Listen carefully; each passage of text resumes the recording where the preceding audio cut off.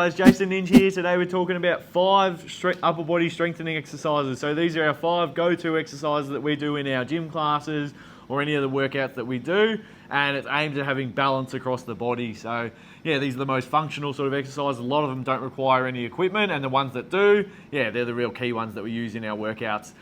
So yeah, if you are interested in coming and working out with us, you do have the chance to win a 7-day fitness retreat, so you can get flights and accommodation over to Melbourne in Australia, where we'll take you through 7 days of workouts or fitness stuff, whatever it is, if you want to overhaul your whole life and get fitter, stronger, faster, more self-confidence, more confidence, less self-conscious, that sort of thing. So yeah, let's get into it. So the first one we've got is a squat press.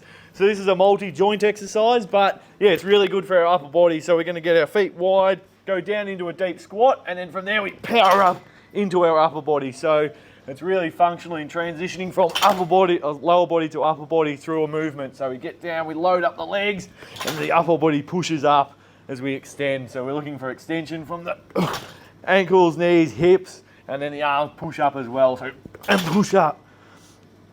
So we normally do this for sets of 10, but we can also add weight. So you might end up doing lower reps the higher the weight goes. So we'll swap over there, give Ninja a bit of a go. Whew. So yeah, the key is to really control it down, drive your legs, and then you push up with the arms at the end there to really drive up with the chest and the shoulders. And yeah, the more you start to load it up, obviously the stronger you can get. We can also add this into a circuit where you might not have as high a weight on there, but you're trying to get through more reps in a quicker time. But if you're just starting off, stick with reps and just work for getting that form right, getting that movement pattern, transitioning from lower to upper. We can also chuck a bit more weight on there just to show you what it would look like if we're doing a couple of strength reps. So up here. So we want to control down and then use that lower body into the upper body so the arms drive it up. Control and press. Control down and drive up. All right, so that's the first one, squat press. So we're moving on to pull-ups. All right, so we're on to pull-ups now. So this is going to strengthen more the back of our shoulders, strengthen our lats. So as you can see here, Ninja, wide grip, overhand as well. That's going to make sure we use more of our back, where when we do a chin-up, that's going to get more of our arms. So yeah, we're really controlling. So what we like to do with pull-ups is, we program this into our 8-week challenges or 8-week blocks of training, where we want to see if we can increase our max number of reps of pull-ups. You can have a rest there, Ninja. We'll swap over. So maybe chat about how you progress people through from pull-ups in our programming. Yeah, I suppose, do a couple, Jace. So with me, I don't like people doing band work too much because I feel like they just can cheat and they just become reliant on it. So what I try to do is get people doing hangs for a start, just steady hangs, and then the negatives or the eccentric phase of the negative, movement. you jump up and then slowly lower yourself down. So even slower than that. And then slow that way. Yeah, so just building up that grip strength and the non-reliance. So you can kind of, even getting people just to give you a little bit of, jump up there, Jace, I'll show you. Like just jump, go up. So you can kind of get people to just give them a little bit of a hand, but not much. Like that, and then let go of them on the way down. Then up a little bit. So then you're not relying on a band and something that gives you momentum. So so there's some little tips there for you. But put them into your program. They're so the best things important ever. for building that upper body, but balance between the front and the back of the shoulders. So many people focus on pressing movements. They neglect strengthening the back. So definitely add pull-ups in. And if you can't do full ones, even like regressions and doing Australian pull-ups or ring pull-ups like this, where you can get something where you're a bit lower and you're not doing the full pull-up movement, but you can still train those same muscles where you're squeezing the shoulders. And it's a really good way to, regress from doing full ones if you're not finding that you're getting the benefits out of that. And then you can start to progress in. You might do that as you're strengthening, and then you might combine that with just hanging and build up that grip strength that way. All right, so while we're here, we'll progress on and we'll go through dips. So dips are another one that we like to add in. Body weight, so you don't need any equipment or much equipment at all. So here, and we're really working our pecs and our biceps and deltoids here. So lower ourselves down and drive back up. So the more you dive and tip over, you're going to really target your pecs, where if I drop straight down this way, it's going to be a bit more bicep. So we're controlling there, and driving up. You can have a band here. I know we said for pull-ups you don't need a band, but sometimes it's good to have that assistance just to help people to get used to it, because it's a movement that not a lot of people train, and it can be quite difficult when you first start. If you're not used to doing a lot of body weight exercise, it can be quite heavy for you. So just having that little bit of assistance there can help you out. Or Ninja's got an alternate version over here. Yeah, so you can just innovate. So you can find a couple of stools, a couple of chairs, something like that. You can do the full dip between them like that. But the regression can be like this. So your toes are on the ground and you kind of use a little bit of your toes to get your body up. Yeah, so if you come down here, Leo, see how Ninja's toes are on the floor there, just resting lightly. But he's still taking most of that push with his arms. So he's just controlling that weight down. Yeah, you can go feet out in front as well. Like that. So I don't really like these kind of ones because I feel like it just puts a lot of stress through your shoulders. Yeah, you really round forward there. So you can get in between and then just do that.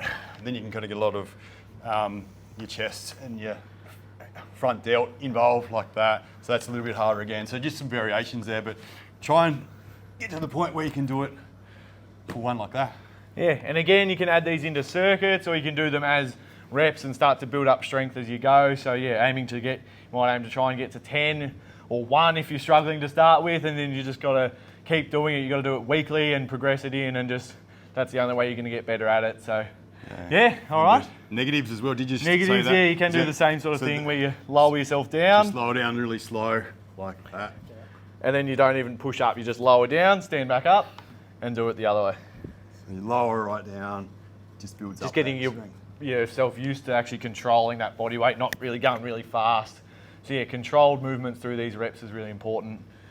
All right, so let's go on to push-ups, another key and another one that a lot of people do, but there's a common mistake a lot of people do with their push-ups, and we want to get it out of people today. So if you're doing a lot of push-ups like this, where you're arching your back, especially when you're struggling, but even if you're starting like that, you're really using your lower back, not your core. We want to use our core when we do push-ups, so make sure you keep your back nice and flat.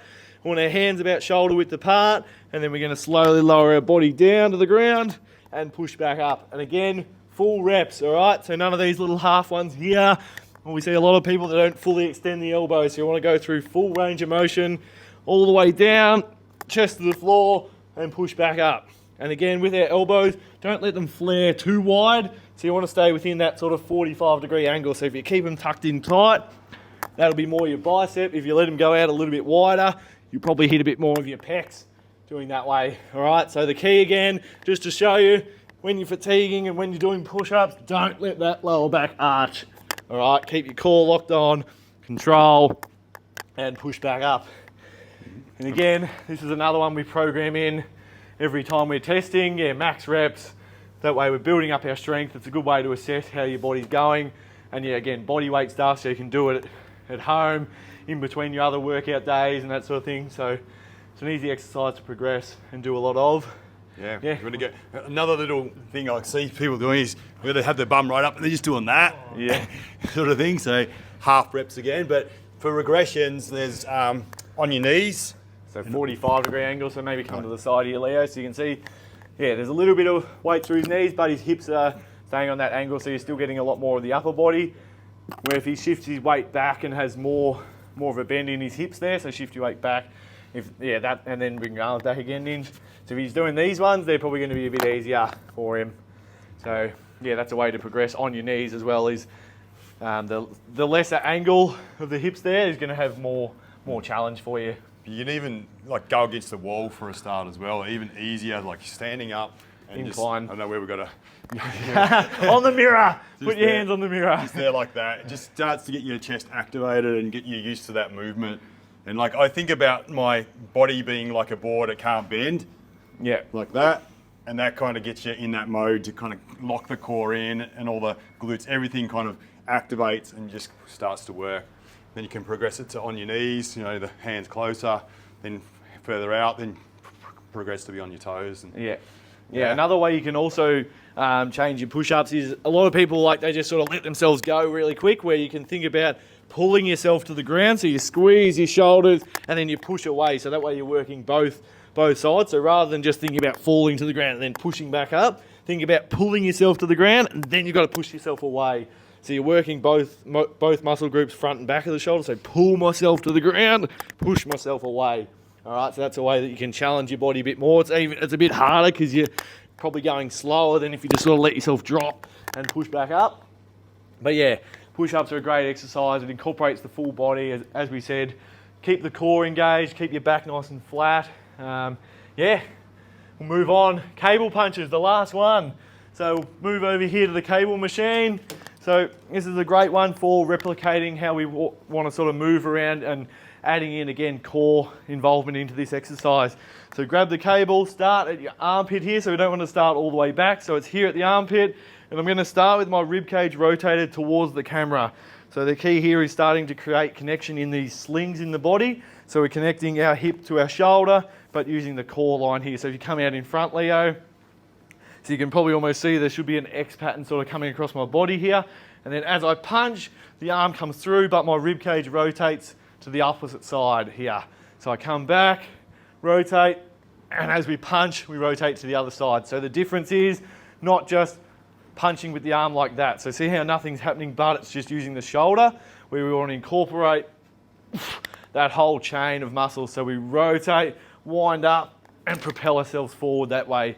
So it's like if we were to start to add movement in where we can step and punch, which is going to transition into our running, our sprinting, and our more dynamic movements. But yeah, if you're just targeting for more of that upper body strength, this is still going to incorporate getting our pecs and our biceps and deltoids, but we're working that front chain, that front sling, where it's going to be more functional than if you're doing a bench press or a, bicep curls or something like that.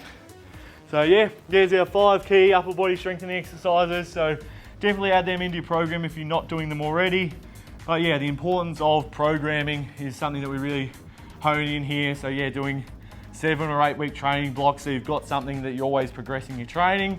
Then you might have a deload week, and then you start again the new cycle. So yeah, it's something we've been doing for a long period of time. And again, we just test. If it's upper body, we're just doing the body weight testing. We don't do a lot of bench press testing or anything like that. It's mostly body weight, so pull-ups, push-ups, dips, things like that. So they're easy ones that you can test yourself if you're just starting out. And yeah, it's a good one to see progression. So yeah, even recently I had a lot of people in my gym class, a few girls are like, oh, I can't do push-ups. And then one week they could only do 5. And then the next workout we did included, they had to do 50 reps within the workout. So I said, do as many full body ones as you can, then move to on your knees.